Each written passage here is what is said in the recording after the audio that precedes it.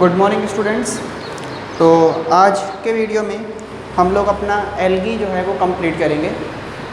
तो हमने पिछले वीडियो के अंदर हम लोगों ने क्या पूरा कर लिया, पिछले वीडियोस में हमने अपना कवर कर दिया पूरा क्लोरोफाइसी कंप्लीट कर दिया। आज हमारे पास रोडोफाइसी और फियोफाइसी ये दो टॉपिक हैं, इन दोनों को कवर करते हैं। तो हमारे पास जो सेकेंड एल्गी आता है क्लोरोफाइसी के बाद वो है रोडोफाइसी।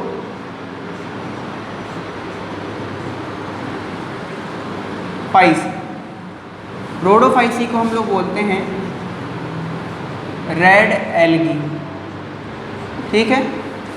अब जो रेड एल्गी है इसमें सबसे पहले हम इसका सेल वॉल देखते हैं कि इसका सेल वॉल किसका बना हुआ है। तो अगर सेल वॉल की बात करें तो वो बना होता है सेलुलोज का प्लस पैक्टिन एंड उसके साथ में इसमें होता है सल्फेट, ठीक है। इसके बाद अगर हम इसमें पिगमेंट देखें कौन कौन से होते हैं, तो कंटेन, इसमें पिगमेंट कौन कौन से हैं, क्लोरोफिल ए है, क्लोरोफिल डी है और फाइको एरिथ्रिन है। इसे आर फाइको एरिथ्रिन ही बोलते हैं और इसी की वजह से जो कलर है इसका वो रेड होता है। फिर ये ना हैबिटेट के बिहाफ पे ये अलग अलग तरह की अलग अलग कलर की हो सकती है। यानी कि रोडोफाइसी क्या करता है, एक नोट करके पॉइंट लिख लेना आप, ये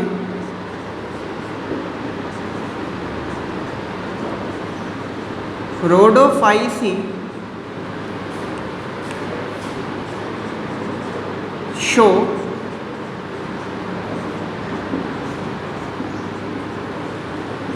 डिफरेंट कलर्स, ठीक है। किस बिहाफ पे ही है, on the basis of habitat. ये अपने हैबिटेट के बिहाफ पे अलग अलग कलर शो करता है। जैसे देखो, जैसे पहला है कि अगर जो डीप सी में देखा जा रहा है, या सी नहीं बोलते, डीप वाटर बोल देते हैं, जो डीप वाटर में देखा जा रहा है वो कैसा कलर का होता है, ये होता है रेड, रेड एल्गी होता है। और रेड एल्गी होने के पीछे रीज़न क्या है कि इसके अंदर क्या है, मोर फाइको एरिथ्रिन, इसमें फाइको एरिथ्रिन ज़्यादा है। ये जो रेड एल्गी है ये क्या करता है, ये एब्जॉर्ब करता है ब्लू एंड ग्रीन लाइट को, ये ब्लू और ग्रीन लाइट को एब्जॉर्ब करेगा ज़्यादातर, ठीक है। फिर देखो सेकंड, जो शैलो वाटर में देखा जा रहा है,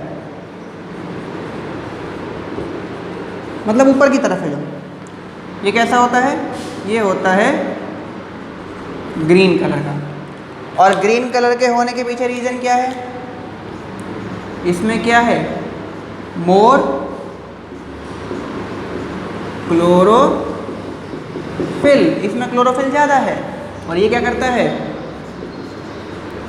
ये याद रखना बात, एब्जॉर्ब,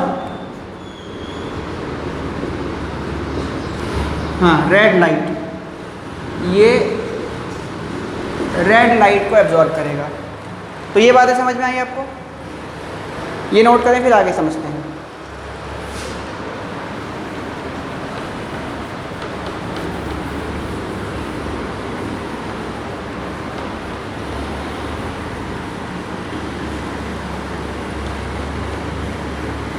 अब देखिए, अब जो ये रोडोफाइसी हैं इनमें फ्लैजेला नहीं होता, तो they do not have flagella, इनमें फ्लैजेला नहीं होता, ठीक है। इसके अलावा अगर इनके अंदर हम रिप्रोडक्शन को समझें कि भाई ये रिप्रोडक्शन कैसे करते हैं, तो रिप्रोडक्शन के इनमें 3 तरीके हैं। नंबर 1 है वेजिटेटिव।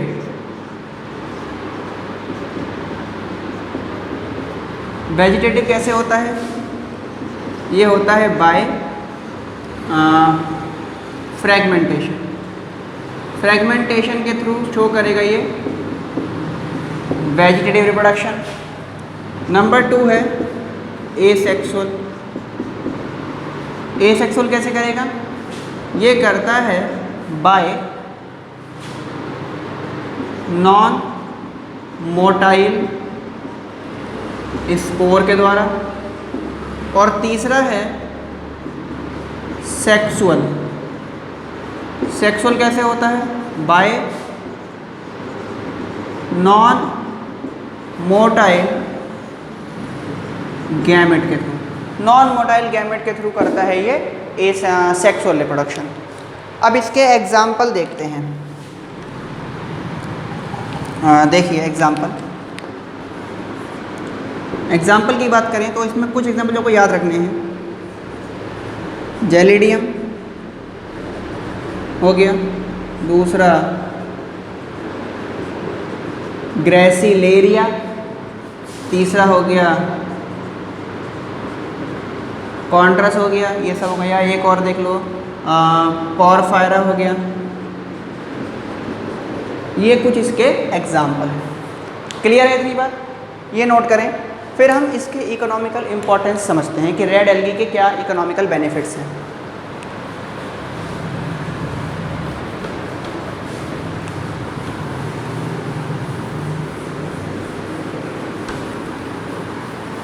अब देखिए, अब हम लोग समझ रहे हैं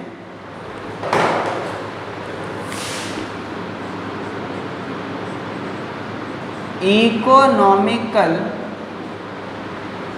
इम्पोर्टेंस।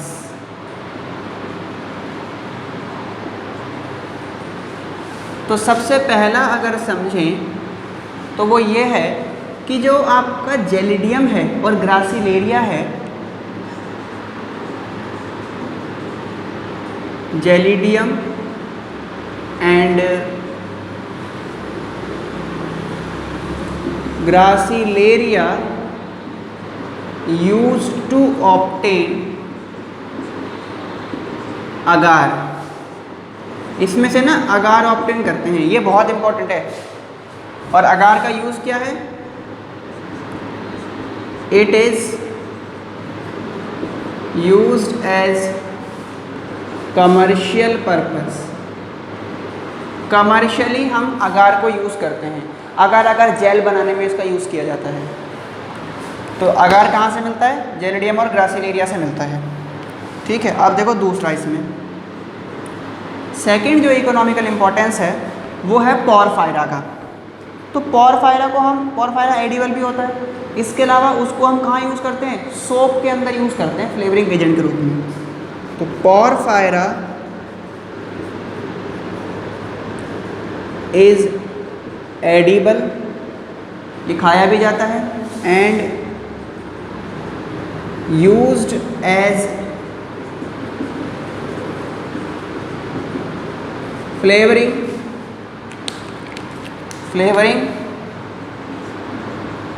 agent in soap। ठीक है। इसके बाद नेक्स्ट है एक ना केमिकल है जो रेड एल्गी से मिलता है, जिसे बोलते हैं कैराजेनिन।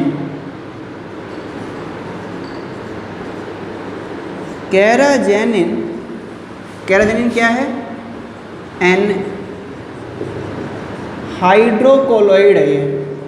अब ये हाइड्रोकोलोइड क्या होता है ये आपको केमिस्ट्री में पता चलेगा।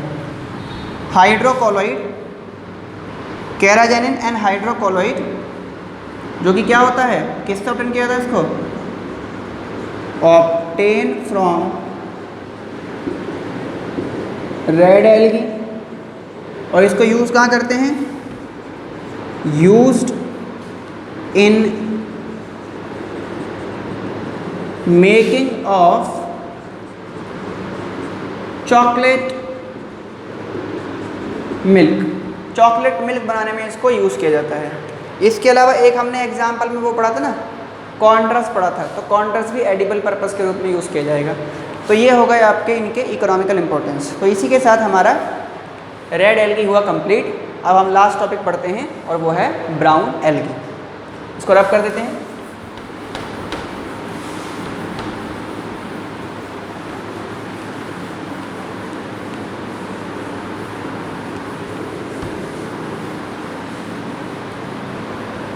तो देखिए, अब हम बात करेंगे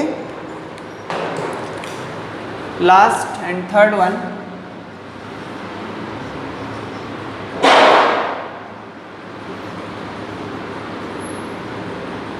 ब्राउन एल्गी के बारे में, जिसे हम लोग कहते हैं फियोफाइट्स, ठीक है। और इसको क्या बोला जाता है, कॉमनली इसको हम लोग कैल्प भी बोलते हैं, फियोफाइट्स को कैल्प भी बोला जाता है। ब्राउन एल्गी में अगर पिगमेंट्स देखोगे तो इसमें पिगमेंट्स रहेंगे क्या, इसमें पिगमेंट्स होते हैं आपके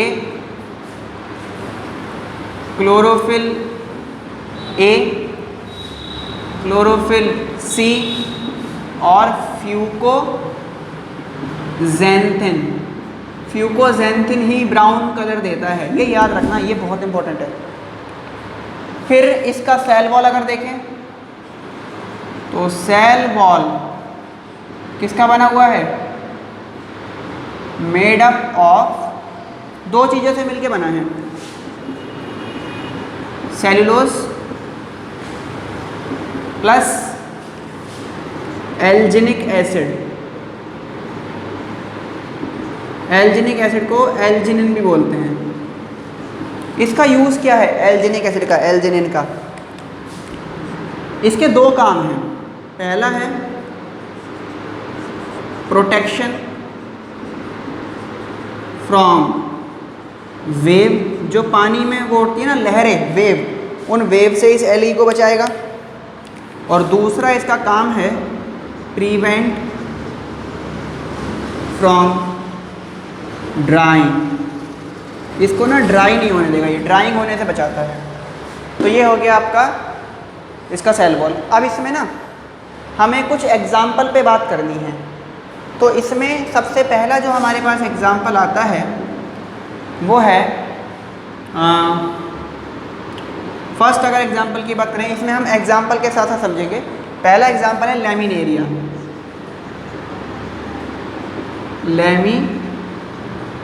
लैमिनेरिया, लैमिनेरिया का अगर मैं स्ट्रक्चर देखूं तो कुछ इस तरह से रहेगा। लैमिनेरिया में ये देखा जाएगा होल्ड फास्ट, ये है होल्ड फास्ट। होल्ड फास्ट का काम आपको पता ही है, अटैचमेंट में हेल्प करेगा। होल्ड फास्ट के ऊपर ये रहेगा लॉन्ग स्टाइप, ये हो गया स्टाइप, ये लॉन्ग होता है, इसी की वजह से इसकी लेंथ होगी डिसाइड। और इसमें ये रहेगा लीफ लाइक स्ट्रक्चर, जो ये ग्रीन कलर दिख रहा है आपको, ये है इसमें लीफ लाइक स्ट्रक्चर। जो ये लैमिनेरिया ना, ये लॉन्ग होता है काफ़ी, जैसे एंजियोस्पर्म वगैरह होते हैं। तो इसकी लेंथ कितनी होती है, about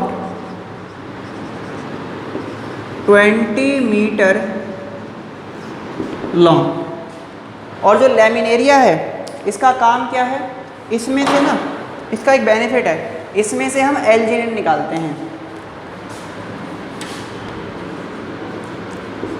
use to obtain alginin. और एल्जिनिन का क्या फंक्शन है, used for providing smooth consistency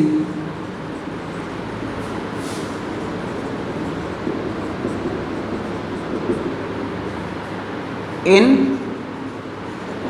ice cream. Ice cream को जो स्मूथ बनाता है ना, वो एल्जिनिन बनाता है, या एल्जिन कह रहा हूँ, सॉरी, एल्जिन बनाता है, एल्जिन। और एल्जिन कहाँ से मिलता है? लैमिनेरिया से मिलता है। तो ये हो गया आपका लैमिनेरिया। क्लियर है? इतना नोट करें, फिर अगले एग्जाम्पल की तरफ चलते हैं।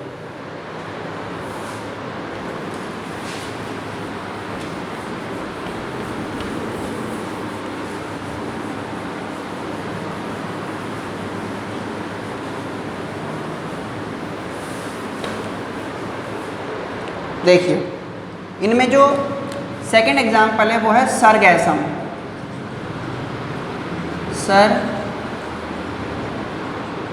सरगैसम। सरगैसम में होल्ड फास्ट नहीं होता, तो ये वाटर के साथ मूव करता रहता है। तो do not have hold fast, इसमें होल्ड फास्ट नहीं है। अब देखो, इसमें ना एक बात सुननी है आपको ध्यान से, ठीक है? सरगैसम में होल्ड फास्ट नहीं है, तो ये वाटर में मूव करेगा। तो जिस एक्वेटिक मीडियम में मूव कर रहा है, उसके सी के सरफेस को ये ऑक्यूपाई कर लेता है, उतने सरफेस एरिया को।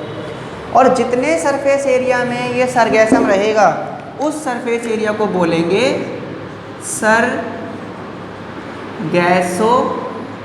एरिया। तो ये सरगैसो एरिया बना लेता है। अब मान लीजिए इतना ना, ये समुद्र है यहाँ पे, ये इतने में मतलब ये पूरा एरिया हो गया, जहाँ पे ये सरगैसो एरिया हो गया, यहाँ पे सरगैसम है। अब ये ना पानी का जहाज़ चल रहा है, यहाँ ये सरगैसम है, ये पानी का जहाज़ चल रहा है ऐसे। तो जब ये वाला जो एरिया है, उसके अंदर ये शिप अलाउ नहीं होते। क्यों अलाउ नहीं होते? कि मान लो ये जहाज़ जा रहा है, ये सरगैसो है, तो सरगैसम से जब ये जहाज़ टकराएगा, तो ये सरगैसम उस शिप को ब्रेक कर सकता है, वो शिप ब्रेक हो जाएगा। तो कहीं वो शिप ब्रेक ना हो, इसलिए ऐसे एरिया के अंदर शिप अलाउ नहीं होते, कि जिन एरिया में सरगैसम देखा जा रहा है, सरगैसो देखा जा रहा है, जो एरिया सरगैसो एरियाज़ हैं, उन सरगैसो एरिया के अंदर हम शिप को नहीं चलाते, क्योंकि उनके ब्रेक होने के चांसेस रहते हैं। ठीक है? तो ये बात समझ में आई आपको? ये पॉइंट लिखिए, और फिर सरगैसो एरिया के बारे में मैं आपको लिखवाता हूँ। एक पॉइंट लिखें, सरगैसम occupy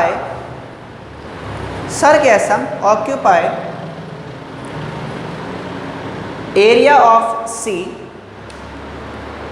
which is called Sargasso area,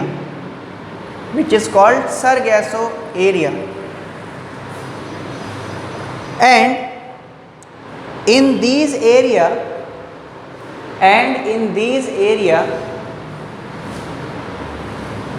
ship do not allow to move because of their breaking chances by striking with sargassum. Clear है? तो ये बात आपको समझ में आ गई। अब हम इसमें जो रिप्रोडक्शन किस तरह से होता है वो हम देखेंगे, और रिप्रोडक्शन हम समझते हैं, 2 एग्जाम्पल लेके उसे भी समझेंगे। तो हम अब आगे पढ़ते हैं।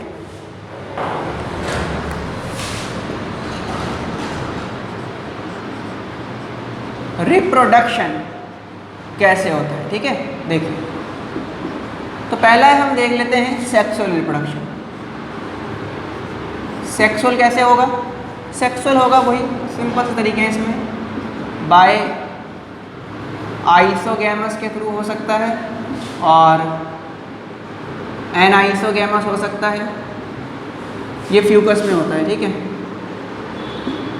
ऊगैमस हो सकता है, या एग्जाम्पल्स हो गए यहाँ पे, आगे बढ़ लेंगे। ये इस तरह से हो सकता है। अब देखिए, अगर हम ब्राउन एल्गी में आगे देखें, मतलब रिप्रोडक्शन में देखें, नेक्स्ट है, ये तो सेक्सुअल हो गया। सेक्सुअल के बाद अगला है एसेक्सुअल। एसेक्सुअल सबसे पहले हम देखते हैं किसमें? फ्यूकस में। फ्यूकस भी क्या है, ब्राउन एल्गी है। इसमें कैसे होता है एसेक्सुअल रिप्रोडक्शन? तो इसमें क्या होगा, जैसे देखो ध्यान से, जैसे ये ना फ्यूकस है, ये फ्यूकस है डिप्लॉइड। इसमें क्या होगा, इसके अंदर पहले माइटोसिस डिवीजन होगा। तो इसमें माइटोसिस हुआ, माइटोसिस से ये बने ज़ूस्पोर्स, ये भी डिप्लॉइड बने। अब फिर ये ज़ूस्पोर क्या होंगे, चेंजेस इनटू न्यू फ्यूकस। तो ये हो गया फ्यूकस के अंदर, ठीक है। देखो कितना अच्छा है ये। अब इसके बाद नेक्स्ट समझते हैं हम एक्टोकार्पस में किस तरह से होता है एसेक्सुअल।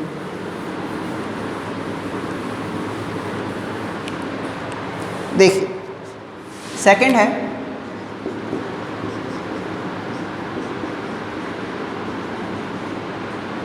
एक्टोकार्पस। एक्टोकार्पस की अगर बात करेंगे ना तो इसमें 2 स्पोरेंजियम होंगे। इसमें क्या है, 2 स्पोरेंजियम हैं। कौन कौन से हैं, एक है प्लूरी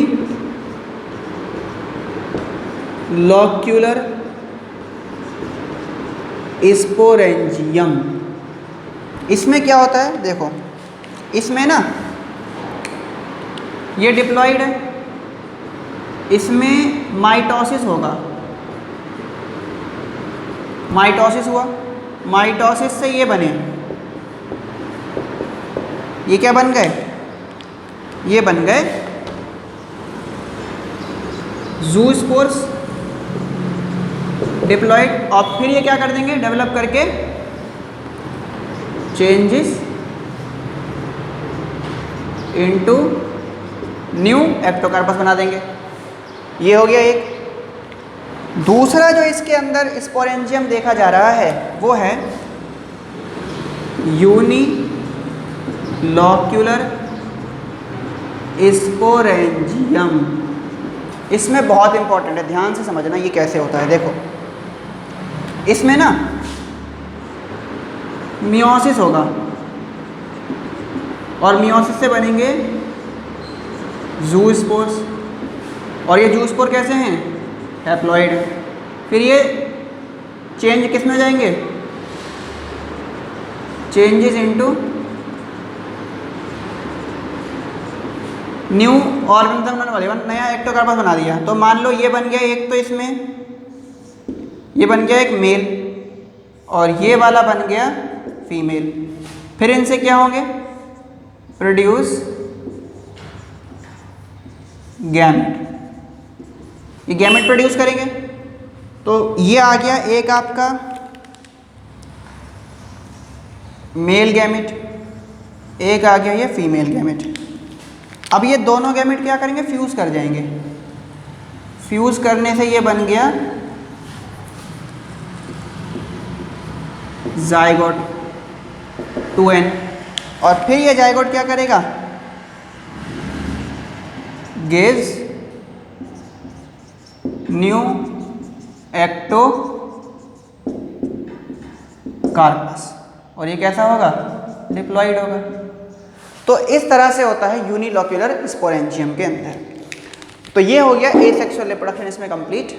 अब जो इसके ज़ूस्पोर हैं उसके बारे में हम एक पॉइंट समझते हैं कि ज़ूस्पोर इसके कैसे होते हैं। इतनी बात क्लियर हो गई। अब देखिए अगर हम इसके ज़ूस्पोर की बात करें, अभी हमने पढ़ा ना यहाँ ज़ूस्पोर बन रहे हैं, तो अगर जो ज़ूस्पोर की बात करेंगे ना तो वो किस तरह के होंगे इसमें। तो जो ज़ूस्पोर्स हैं इसमें,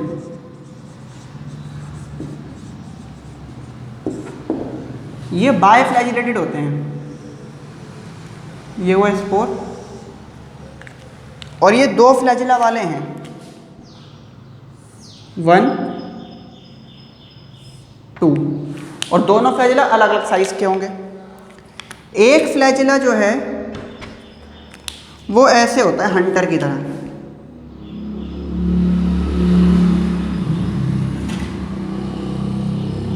आगे से पीछे से मोटा होता है और आगे से कैसा होता है, पतला, चाबुक ना, चाबुक की तरह होता है। और दूसरे वाले फ्लैजिला पे इस तरीके से ब्रिजेस देखे जाते हैं। जिसके ऊपर ब्रिजेस देखे जा रहे हैं ये वाला कहलाता है इसमें टेंसेल फ्लैजेला, और जो हंटर की तरह है ये कहलाता है विप्लेस्ड फ्लैजेला। तो इसमें आपने क्या बात देखी, देखो जूस्पोर में, जूस्पोर कैसे हैं इसके, जूस्पोर हैं इसके बाईफ्लैजिलेटेड। बाई का मतलब 2 फ्लैजिला वाले हैं। दोनों जो फ्लैजिला हैं इसके वो कैसे हैं, डिफरेंट साइज फ्लैजिला, ठीक है। और कैसे हैं, लेटरल साइड पे हैं, लेटरल फ्लैजिला हैं, मतलब साइड में निकले हुए हैं। तो ये आपका कंप्लीट हो गया फियोफाइसीवी। अब मैं आपको कुछ क्वेश्चन देता हूँ, 2 क्वेश्चन है वो आपको करने हैं। पहला क्वेश्चन है, ये आपका होमवर्क रहेगा, है ना। पहला क्वेश्चन है, आपको बताना है फादर ऑफ फाइकोलॉजी कौन है, बता देंगे। दूसरा क्वेश्चन बताना है फादर ऑफ इंडियन फाइकोलॉजी। ये क्वेश्चन ज़रूर करना और मुझे ज़रूर आंसर करना। और तीसरा क्वेश्चन है फाइकोलॉजी क्या होती है। फाइकोलॉजी का मतलब होता है स्टडी ऑफ एल्गी, ठीक है। आपको ये दोनों के आंसर करने हैं, तो आप कर सकते हैं। तो आज हमने एल्गी को पूरा कंप्लीट कर लिया, तो आप यहाँ तक करके रखेंगे, बाकी हम लोग कंटिन्यू करेंगे नेक्स्ट वीडियोज़ के अंदर। तो टिल देन पढ़ते रहिए। Thank you so much.